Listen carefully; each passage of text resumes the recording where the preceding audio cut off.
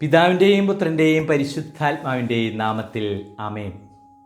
എന്നെ ശ്രവിച്ചുകൊണ്ടിരിക്കുന്ന ലോകമെമ്പാടുമുള്ള മാതാപിതാക്കളെ, സഹോദരി സഹോദരന്മാരെ, സുഹൃത്തുക്കളെ, ലൈഫ് സ്പാൻ സൈക്കോളജിയിലെ അഥവാ ആയുർദൈർഘ്യ മനഃശാസ്ത്രത്തിലെ ഇന്നത്തെ ക്ലാസ് നമ്മൾ പ്രത്യേകമായ വിധത്തിൽ ഇൻഫാൻസി കാലഘട്ടത്തിലെ ഹസാർഡ്സ് അഥവാ ശാരീരികമായിട്ടുള്ള വെല്ലുവിളികളെക്കുറിച്ച്, മാനസികമായ വെല്ലുവിളിയെക്കുറിച്ച് നമ്മൾ അടുത്ത ക്ലാസ്സിൽ ചർച്ച ചെയ്യുമ്പോൾ ഈ ക്ലാസ്സിൽ നമ്മൾ ഫിസിക്കൽ ഹസാർഡ്സ് അഥവാ ശാരീരികമായ വെല്ലുവിളികൾ എന്താണ് എന്നതിനെക്കുറിച്ചാണ് ഈ അല്പനേരം ചർച്ച ചെയ്യാനായിട്ട് പോകുന്നത്. എല്ലാവർക്കും സ്വാഗതം.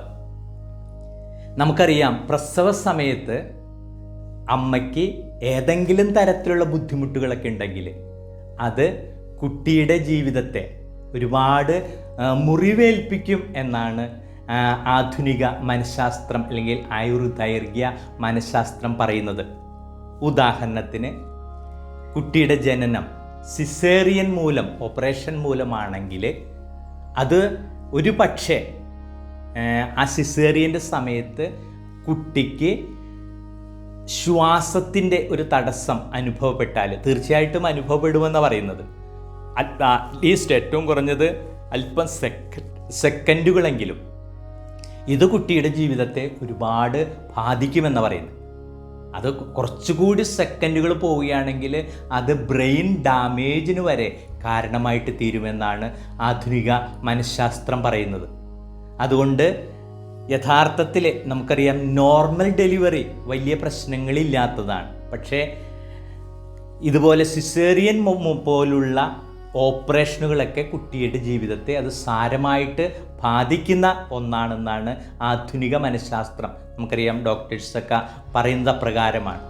അതുപോലെ എത്ര കൂടുതൽ സെക്കൻഡുകൾ കുട്ടിക്ക് ശ്വാസ തടസ്സമുണ്ടാകുന്നു, അനോക്സിയ എന്നാണ് അവരുപയോഗിക്കുന്ന വാക്ക്, എത്ര കൂടുതൽ സമയമുണ്ടോ അത്രയ്ക്ക് ബ്രെയിൻ ഡാമേജിന്, തലച്ചോറിന് ക്ഷതമുണ്ടാകാനുള്ള സാധ്യത കൂടുതലായിട്ടാണ് ആധുനിക മനഃശാസ്ത്രം പറഞ്ഞു വയ്ക്കുന്നത്.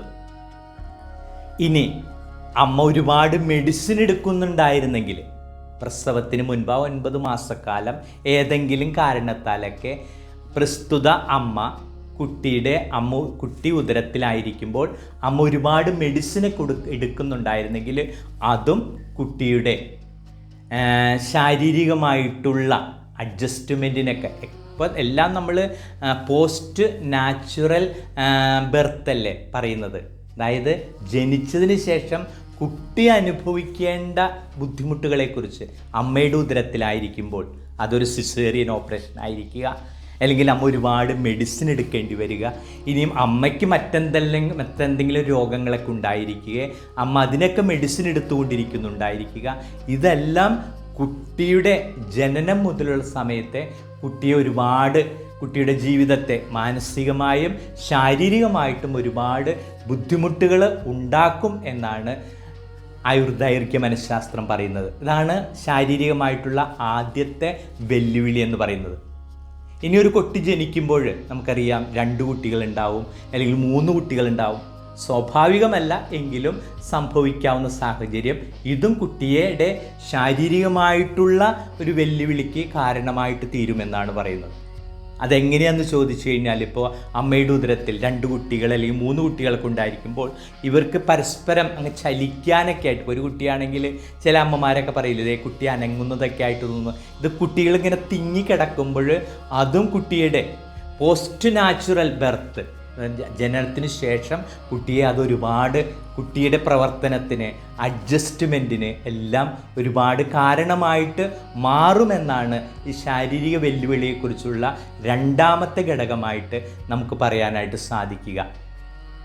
ഇനി പറയുന്നത് വളരെ പ്രധാനപ്പെട്ട ഒരു കാര്യമാണ്. അതായത് കുട്ടിക്ക് തൂക്കം കൂടുതലുണ്ടായിരിക്കുക, കുട്ടിക്ക് നല്ല വലിപ്പമുണ്ടായിരിക്കുക എന്ന് പറയില്ലേ.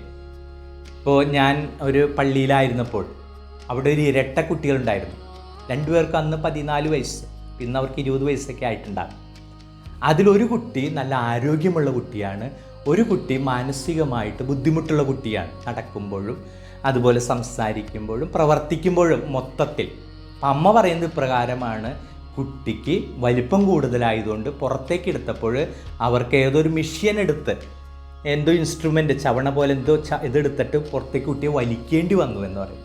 അപ്പോൾ അതുകൊണ്ട് നമുക്കറിയാം ജനന സമയത്ത് കുട്ടിയുടെ ഇതിനെല്ലാം ശരീരം അത്രയ്ക്ക് നോർമലായിരിക്കില്ലേ, അത്രയ്ക്ക് ശക്തി കുറഞ്ഞതായിരിക്കില്ലേ, അങ്ങനെ വന്ന് സംഭവിച്ചു പോയതാണെന്ന് പറയുന്നത്. അപ്പോൾ കുട്ടിക്ക് വലിപ്പം കൂടുതലാണെങ്കിലും തൂക്കം കൂടുതലാണെങ്കിലും വല്ല ഇൻസ്ട്രുമെൻറ്റ്സ് പ്രസവത്തിന് സഹായിക്കാനായിട്ട് ഉപകരണങ്ങൾ എടുക്കേണ്ട ആവശ്യം വരുമ്പോൾ അതും കുട്ടിയുടെ ശരീരത്തെ, പ്രത്യേകിച്ച് തലച്ചോറിനെല്ലാം ഒരുപാട് ബാധിക്കാനായിട്ടുള്ള കാര്യമുണ്ട് എന്നാണ് ആധുനിക മനഃശാസ്ത്രം പറയുന്നത്.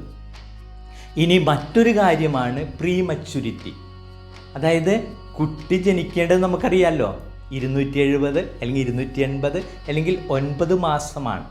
ഈ കാലഘട്ടത്തിന് മുൻപ് കുട്ടികൾ ജനിക്കുമ്പോഴും അതും കുട്ടിയുടെ ജീവിതത്തെ, കുട്ടിയുടെ മുന്നോട്ടുള്ള പ്രയാണത്തെ വളരെ സാരമായിട്ട് ബാധിക്കുമെന്നുള്ളതാണ്. ശാരീരികമായ വെല്ലുവിളികൾ ഒരുപാട് പ്രത്യേകതയുള്ളതാണ് കുട്ടിയുടെ ജനന സമയത്ത്. ഏറ്റവും പ്രത്യേകത അമ്മയുടെ ആരോഗ്യമാണ്. ആരോഗ്യവതിയായിട്ടുള്ളൊരമ്മ, വളരെ നോർമലായിട്ടുള്ളൊരു പ്രസവമാണെങ്കിൽ അത് വലിയൊരു അനുഗ്രഹമാണ് ജനിക്കാൻ പോകുന്ന കുട്ടിയെ സംബന്ധിച്ചിടത്തോളം. അമ്മ ഏതെങ്കിലും തരത്തിൽ മരുന്നുകൾ കഴിക്കുന്ന ഒരമ്മയാണെങ്കിൽ, അല്ലെങ്കിൽ മരുന്നുകൾ കൂടുതൽ കഴിക്കുന്നത് മൂലവും കുട്ടിയുടെ ജീവിതത്തെ അത് സാരമായിട്ട് ബാധിക്കുമെന്നാണ് ആയുർദൈർഘ്യ മനഃശാസ്ത്രം പറയുന്നത്. ഇനി പ്രസവത്തിൻ്റെ ബുദ്ധിമുട്ടുകൾ കൊണ്ട് പ്രസവം സിസേറിയൻ പോലുള്ള സർജറി ആയിട്ട് തീരുമ്പോൾ അതും കുട്ടിയുടെ ജീവിതത്തെ ഒരുപാട് ബാധിക്കും. കാരണം വായു തടസ്സത്തിന്, അനോക്സിയ എന്നൊരവസരത്തിനുള്ള സാധ്യതകൾ സിസേറിയൻ പോലുള്ള പ്രസവത്തിൽ കാണുന്നുണ്ടെന്നാണ്, പൊതുവായിട്ട് കാണാൻ സാധിക്കുന്നു എന്നാണ് ആധുനിക മനഃശാസ്ത്രം പറയുന്നത്. പിന്നെ ഒന്നിൽ കൂടുതൽ കുട്ടികൾ ഒരേ സമയത്ത് അമ്മയുടെ ഉദരത്തിലുണ്ടാവുകയും പ്രസവത്തിൽ 2-3 കുട്ടികൾക്ക് ഉണ്ടാവുക, ഏറ്റവും കുറഞ്ഞ 2 കുട്ടികളുണ്ടെങ്കിലും കുട്ടികളുടെ ആ 9 മാസ കാലഘട്ടം വളരെ പ്രയാസകരമായതിനാൽ തുടർന്നുള്ള ജീവിതത്തിൽ കുട്ടികളെ അത് സാരമായിട്ട് ബാധിക്കാനായിട്ട് സാധ്യതയുണ്ട് എന്നാണ് ആധുനിക മനഃശാസ്ത്രം പറയുന്നത്. അതുപോലെ കുട്ടിക്ക് വലിപ്പം കൂടുതലായിരിക്കുക അല്ലെങ്കിൽ തൂക്കം കൂടുതലായിരിക്കുമ്പോൾ ഓപ്പറേഷൻ സമയത്ത് അല്ലെങ്കിൽ കുട്ടി പുറത്തേക്ക് വരുന്ന സമയത്ത് കുട്ടിയെ പുറത്തോട്ട് വരുവാനായിട്ട് ഡോക്ടേഴ്സിനും നഴ്സുമാർക്കും ഉപകരണങ്ങളൊക്കെ എടുത്ത് പ്രസവത്തെ എളുപ്പമാക്കാനായിട്ട് ശ്രമിക്കുമ്പോൾ ആ ഉപകരണങ്ങൾ ഉപയോഗിക്കുക വഴിയും കുട്ടിയുടെ ബ്രെയിൻ അതുപോലെ ശാരീരിക അവയവങ്ങൾക്കെല്ലാം ഡാമേജ് ഉണ്ടാകാനുള്ള സാധ്യത ഉണ്ട് എന്നും ശാരീരികമായ വെല്ലുവിളികളിൽ ഒരു പ്രധാനപ്പെട്ട കാരണമായിട്ട് പറയുന്നു. അതുപോലെ മാസം തികയാതെ പ്രസവിക്കുന്ന കുട്ടികൾക്കും ശാരീരികമായിട്ടുള്ള, സർവോപരി ഈ ജനിച്ചിട്ട് മുന്നോട്ടുള്ള പ്രയാണത്തിലാണ്. നമുക്കറിയാം തലച്ചോറിന് എന്തോ കുഴപ്പമുണ്ട്, വിട്ടുമാറാത്ത തലവേദന, എല്ലാത്തിനും ഒരു കാരണമുണ്ട്. ഒരു പക്ഷേ നമുക്കൊരിക്കലും ഇന്നതാണ് കാരണമെന്ന് പറയാൻ പറ്റില്ല, പക്ഷേ നമുക്ക് പൊതുവായിട്ട് പറയാൻ സാധിക്കും, ഒരു നോർമലായിട്ടുള്ള പ്രസവം സംഭവിക്കുന്നില്ല എങ്കിൽ അത് കുട്ടിയുടെ ജീവിതത്തെ ആകെ ഉലയ്ക്കാനായിട്ടുള്ള, ഒരു വ്യക്തിയുടെ ജീവിതം തന്നെ ബുദ്ധിമുട്ടായിട്ട് തീരാനായിട്ടുള്ള കാരണങ്ങൾ ഒട്ടനവധി ഉണ്ട് എന്ന് നമുക്ക് ഇന്നത്തെ ക്ലാസ്സിലൂടെ മനസ്സിലാക്കാനായിട്ട് സാധിക്കും. ഇപ്പം നമ്മൾ ആയുർദൈർഘ്യ മനഃശാസ്ത്രത്തിലെ കുട്ടിയുടെ ജനന സമയത്തുള്ള പ്രത്യേകതകളെക്കുറിച്ച് നമ്മൾ കഴിഞ്ഞ ക്ലാസ്സിൽ മനസ്സിലാക്കി. ഈ ക്ലാസ്സിൽ നമ്മൾ മനസ്സിലാക്കിയത് കുട്ടി അനുഭവിക്കേണ്ടിയിരിക്കുന്ന ശാരീരികമായിട്ടുള്ള വെല്ലുവിളികളെക്കുറിച്ചാണ്. ഫിസിക്കൽ ഹസാർഡ്സ് എന്ന് പറഞ്ഞ് നമ്മൾ കുറേയും കൂടി മനസ്സിലാക്കാൻ ആഗ്രഹമുണ്ടെങ്കിൽ നമ്മൾ അടിച്ചു കൊടുത്തു കഴിഞ്ഞാൽ നമുക്ക് ജെമിനായി മുതലുള്ള ടൂൾസൊക്കെ ഉപയോഗിച്ച് കഴിഞ്ഞാൽ നമുക്ക് ഒരുപാട് കാര്യങ്ങൾ മനസ്സിലാക്കാനായിട്ട് സാധിക്കും. ഇത് നമുക്ക് ബോധ്യങ്ങളിൽ നിന്ന് ബോധ്യങ്ങളിലേക്ക് ജനിക്കുവാനായിട്ട് ഉള്ള അതാണ്. അപ്പോൾ നമുക്കറിയാം ഈ പ്രസവ കാലഘട്ടത്തിലൊക്കെ അത്യാവശ്യത്തിനുള്ള വ്യായാമങ്ങളൊക്കെ അമ്മ പിന്തുടരുകയാണെങ്കിൽ അങ്ങനെ പ്രസവം വളരെ അനായാസമാവുകയും എളുപ്പമാവുകയും വളരെ നോർമലായിട്ടുള്ള പ്രസവത്തിലൂടെ കുട്ടിക്ക് ഒരു ആരോഗ്യമുള്ള കുട്ടിയെ, യാതൊരുവിധ ബുദ്ധിമുട്ടുകളുമില്ലാതെ ആരോഗ്യമുള്ള കുട്ടിയെ, സർവോപരി പോഷകാഹാരങ്ങളും വളരെ പ്രധാനപ്പെട്ടതാണ്. ഇതെല്ലാം നമ്മൾ നോക്കുകയാണെങ്കിൽ നല്ല കുട്ടികളെ ലോകത്തിന് സമ്മാനിക്കാനായിട്ട് സാധിക്കും എന്നുള്ളൊരു ചിന്തയിലേക്ക് കൊണ്ടുവരുവാനായിട്ടാണ് ഈ ആയുർദൈർഘ്യ മനഃശാസ്ത്രം എന്നൊരു വിഷയം തന്നെ നമ്മളെടുത്ത് ഇവിടെ ചർച്ച ചെയ്യുന്നത്, നിങ്ങളെ മനസ്സിലാക്കാൻ ശ്രമിക്കുന്നത്. നിങ്ങൾ ഒരുപാട് സഹായകമാകുന്നുണ്ട് എന്ന് വിശ്വസിക്കുന്നു. സർവശക്തനായ ദൈവം പിതാവും പുത്രനും പരിശുദ്ധാത്മാവും നിങ്ങളെ സമൃദ്ധമായി അനുഗ്രഹിക്കട്ടെ. ആമേൻ.